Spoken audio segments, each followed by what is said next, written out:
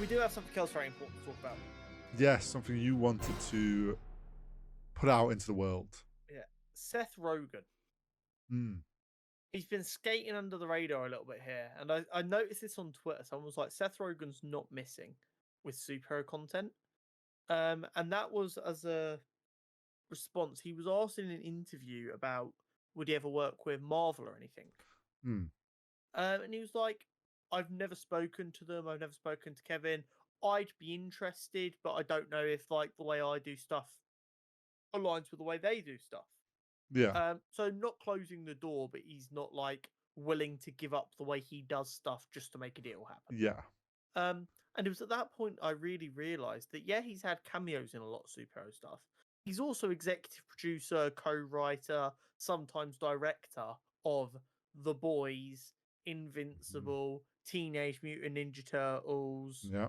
and some others as well. Let me just get Seth Rogen superhero stuff. Stuff. He's done a lot. Uh, On the like on the quiet sort of, yeah, because I do think a lot of people still just think of him as like the comedy actor.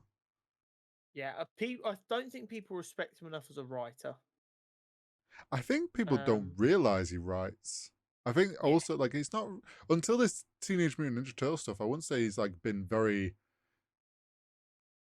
like overly vocal doing press stuff about the fact that he's produced and written like and been in charge of a project essentially. I think that like this is the first big one where like he's publicly talked about it a lot. Um, but that just goes to show like he's been doing God's work quietly.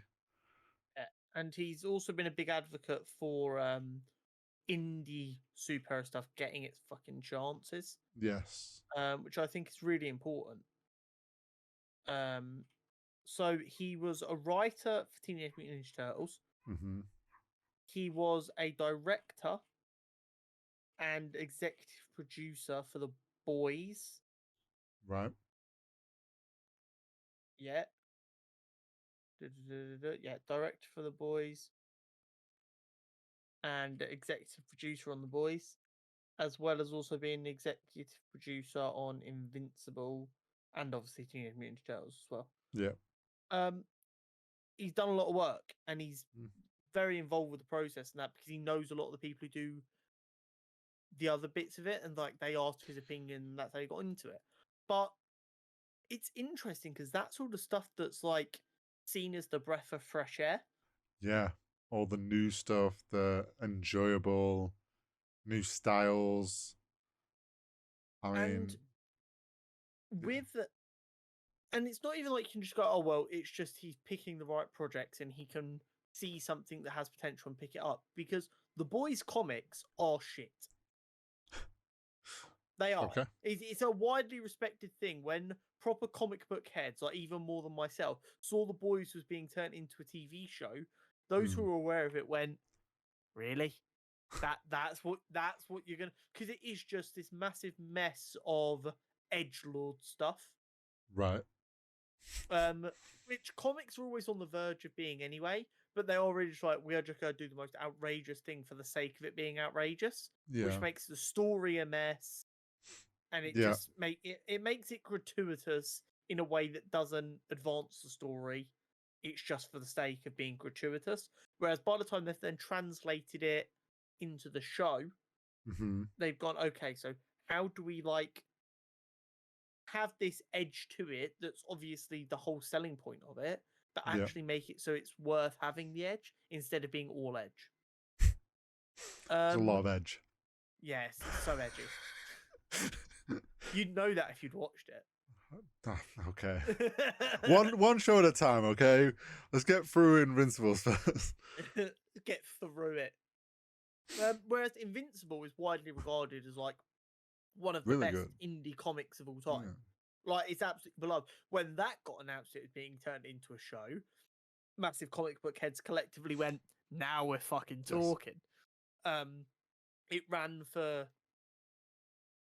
12 years, Right. and it had a start and a finish, and it was all in that. It was like, "We're done. We will re-release it. We'll do the compendiums. I've got the first one, which I'm like Mhm. halfway through. But that's the story. There's no more to it. Yeah, they Yep. did some spin-offs for different characters to build the universe out, Yep.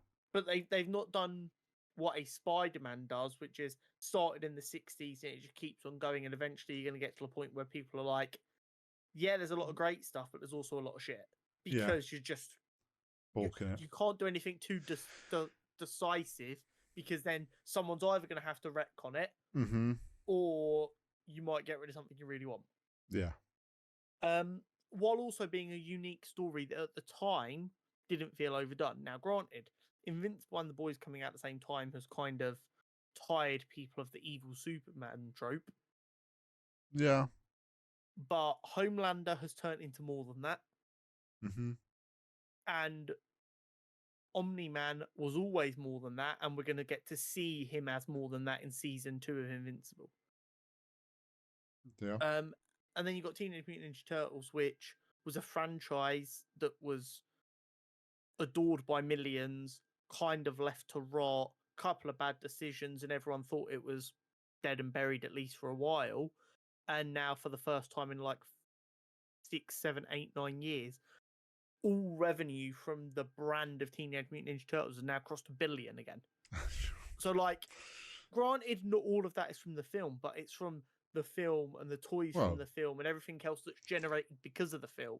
Yeah. They've got it back to where it should be. Because let's be honest, Teenage Mutant Ninja Turtles film, the film by itself was never going to make $1 billion because it's a kids' film.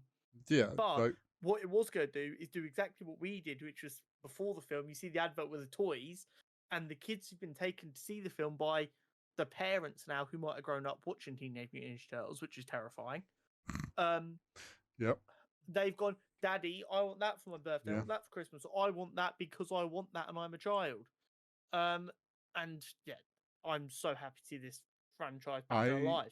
I guarantee Christmas they'll have like the biggest boost in Teenage Mutant Ninja Turtle toy sales they've had in years. I can absolutely see Teenage Mutant Ninja Turtles doing really, really well at Christmas. Yeah. Because by then it will also be out on DVD. Yeah. Which will I won't be surprised if it comes out on DVD probably late October, early November. So that it's been out just long enough for someone to pick it up.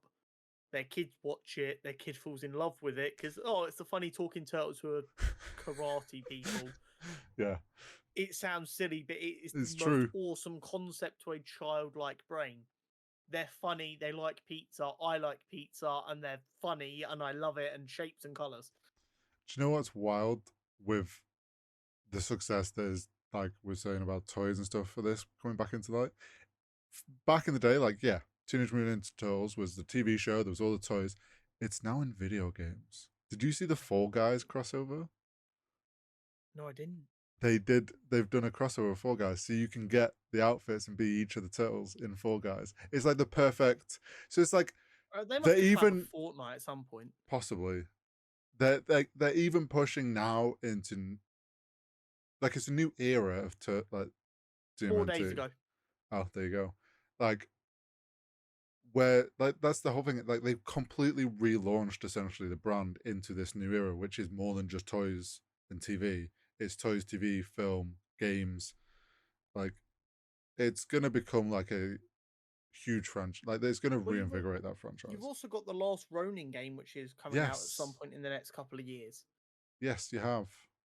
And that's gonna like that. They are, if they continue to do it right, which is what they're doing at the minute, they are grabbing everyone who's had an interest in Teenage Mutant Ninja Turtles and giving them something to go. Maybe I'll get back into that. Yeah. While simultaneously giving the next generation of kids something to want and look forward to, so that you've then got, and then they know they had a multi-billion-dollar franchise that they let waste away, and they are trying to reinvigorate it, and I'm so down. Ben 10 next, in my opinion. And it was all because Seth Rogen Exactly came along and had a film idea for them. Yeah, I'm sure he's not the only one involved in all this stuff, but he's doing some good work here. And by creating competition in these markets for Marvel and DC, it means that people have an alternative. And Yes, it's all well and Marvel's if not you're losing, dominating anymore. yeah, if you're losing money because you're not good enough, but there's no one there to fill the void, you're gonna be like, well, they're not spending their money elsewhere. We're still the lead. When they get bored and they're really desperate for superhero content, they'll still come back to us. Mm-hmm. When there's actual competition there, that's the problem for Do you know what this is people who now got good enough mirroring? stuff. What we've been experiencing. Do you remember Go when on. Netflix was the only streaming service? So everyone was like, "Oh my god, yes, streaming! I guess we just watch that." Now that there's loads of fucking streaming sites and options, people are like, Netflix isn't actually that great." Yeah, Marvel was once the Netflix. Now there's yeah, a lot of different superhero options, whether it's Marvel, DC, or these Prime stuff, or Teenage Mutant Ninja Turtles. Like Marvel ain't looking as hot as it used to. exactly. And Marvel never dominated comics. It never dominated action figures. It never dominated games. They just got in early on film. Put it this way: Marvel as a company is somehow now valued at like 57 billion because of the success of these films. Thank you, Robert Downey Jr. Yeah. If they don't find a way to start making good games, which they are, well, it looks like they are, um, Mm-hmm. and they don't improve the quality of their comics, which I mean is up for a lot of debate depending on who you ask. Um, they could be in real trouble if DC starts pumping out good films with the DCU, and if you've got these indie studios, well, Mm-hmm. Amazon isn't indie, but you know what I mean? Like these Yeah. indie comics getting picked up by their competitors, it's Oh looking yeah. dodgy. I mean, even their biggest superhero in Spider Man, they don't get the majority of the money for that. Yeah, it helps the Marvel brand because everyone associates Spider Man with Yeah. Marvel. So, like, it does help them, but they're not getting the actual money from that. That's going to Sony. Yeah. True. Here's a question for you then. Because we have DCU on the horizon, Uh huh. and there's going to be many different directors and stuff brought in for different projects, what in DCU would you want Seth Rogen to do? Ooh, that's actually a really good Because question. I think he could fit in the DCU world. It would have to be a more adult film, just because that's where his humor sits. Yeah. I know we've just seen him very successfully write the Teenage Mutant Ninja Turtles film. There were still Um, some adult jokes in there, yeah, snuck hidden away. but he would definitely do better. I could see him doing a villain-centric film. I could see him doing a Rogues project that was rumored. Yes. I could see him Yeah. doing a very good job of that. They're quirky characters that Yeah. give you a lot of room for kind of laughing because this is a bit dumb, which is Yeah. Seth Rogen's fucking wheelhouse. Yes, it is. Um, they're also characters that are pretty well known to the comic book fan. Or no, they're very well known to the comic book fans, and everyone who loves the Rogues already is yearning for Rogue stuff. Mm. The Rogues are you've got so much room with them, you can easily market them to a wider audience. If they want to do like a 10 episode show or whatever it was rumored about the Rogues, I think he could do a really good job working on that. Yeah, I could see that working. I could absolutely see him having some real fun with that and getting people excited. I also think if we get what I want from the DCU, which is a more comic booky, not goofy and like oh this is a bit weird, but like Mm. comic books are inherently a little bit goofy and we need to Yeah. accept that. And we managed to get that from the DCU. Him doing anything for the DCU would be very big. The I agree. problem is just if that then takes him away from doing indie stuff. Because right now he's the biggest major player that I'm aware of helping indie projects. And I wouldn't want a brilliant Mm. Rogues project that he's involved with to come at the cost of Yeah. I indie could projects getting off the ground. I could see a world where he gets the reins to like a B list or like a C list hero that James Gunn really wants to use. And it's like one where like they're not gonna get a film that often, but he gets to do a film for them, and then if they get around to doing a second one, it's like that way he's not tied too heavily into the DCU.